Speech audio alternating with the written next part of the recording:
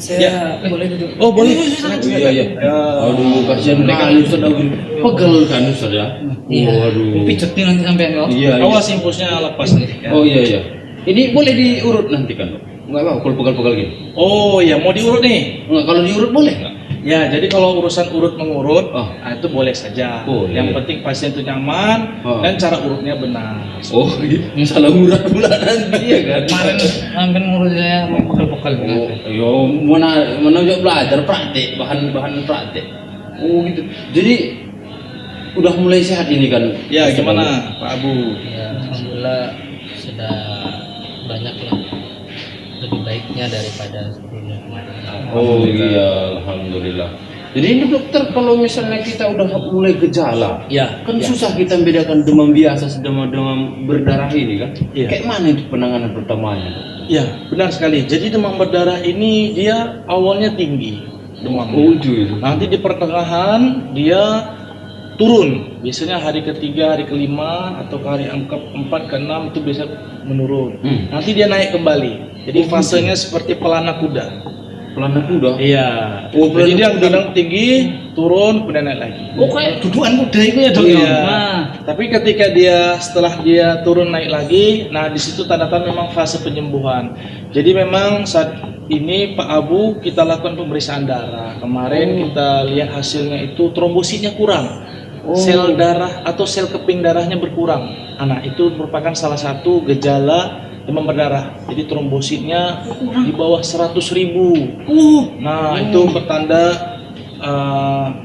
diagnosis untuk penyakit demam berdarah ini. Tapi alhamdulillah kita cek tadi pagi sudah naik trombositnya dan ini sudah hari ke-7.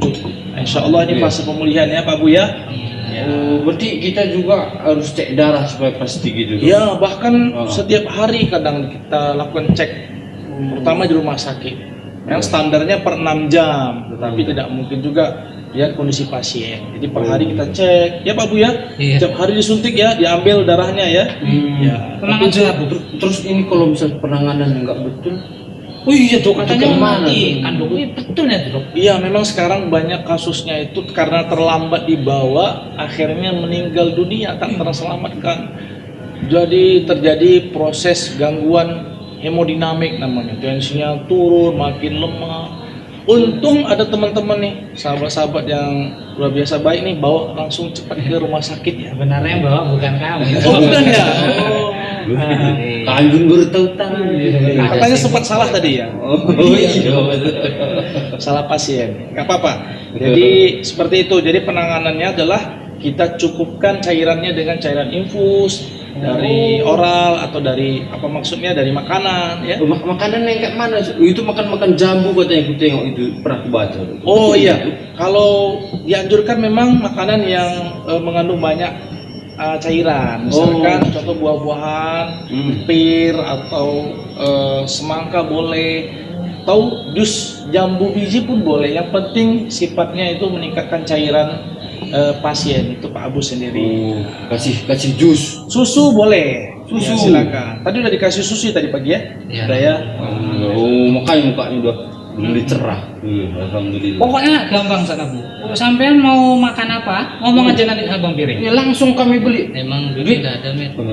Ya kan, biar aja. Kan ya pakai duit aku lah, kan ada yang sakit. Iya, Bu. Tenang aja, Bu. Di mana Bu nyimpannya nanti biar saya ambilin. Terus kayak mana nih dokter? Ya. Kalau misalnya kita di rumah gitu kan, supaya kita nggak kayak Ustadz Awi nih, pencegahan gitu perlu perasa. Ya, jadi seperti yang saya sebutkan di awal tadi, kita harus mencegahnya membutuhkan yang namanya 3M. Astagfirullahaladzim. 3 miliar. Astagfirullah. Dok, kami ini bukan orang kaya loh, Dok. Boro-boro 3 miliar, Dok. Saya belum selesai ngomong. Jadi 3M itu bukan duit, ya, bukan uang. Tapi 3M itu singkatan yang memang dibuat oleh Dinas Kesehatan, Kementerian Kesehatan agar kita tidak gampang lupa dengan 3M ini. Apa 3M? Yang pertama, menutup wadah-wadah yang mudah jadi tempat penampungan air, tempat berkembangnya nyamuk seperti itu. Yang kedua M-nya menguras bak. Kalau ada bak yang tergenang atau wadah tergenang dikuras, terutama kalau ada jentik-jentik nyamuknya. Seperti itu. Kemudian yang satu lagi kita mengubur wadah-wadah yang bukan dikubur Pak Abunya ya, tapi wadah tempat yang berkemungkinan sebagai tempat nanti penampungan air, mudah terjadi penampungan air ya. Dimana nanti air tempatnya tumbuhnya daripada nyamuk tadi, biaknya nyamuk Aedes aegypti tadi. Itu harus dikubur kalau tidak bisa disimpan ya. Oke ya, kaleng-kaleng bekas. Iya. Kau kaleng-kaleng bekas. Memang aku suka ngumpulin dong. Tak jual lagi. Oh iya. Nah, kan lumayan. Tapi kalau kau pun suka nampung-nampung air bisa dikubur aja. Oh, jangan lu sih hidup mah dikubur. Dan biasakan ini untuk kita juga ya. Kalau di rumah pakai ya seperti Pak Biring ini kan pakai baju tangan panjang atau pakai lotion untuk pelindung dari gigitan nyamuk seperti atau pakai semprot nyamuk itu juga salah satu untuk mencegah perkembangbiakan nyamuk Aedes aegypti spektor daripada penyakit demam berdarah ini. Terus ada juga yang ditabur-tabur itu kayak mana? Di air itu memang boleh Jumping. enggak. Apa namanya? Bukan. Jadi kita taruh itu zat yang memang mematikan telur atau jentik-jentik nyamuk tadi. Itu biasanya gratis dibagikan di puskesmas. Ya, seperti itu. Nanti Umi minta lah di puskesmas langsung diri. Iya, supaya jentik-jentik nyamuk itu di sumur itu mati dia. Di sumur. Ya kadang kan di sumur itu jentik-jentik itu ada. Sumur kan kebanyak kita nggak tutup ya kan.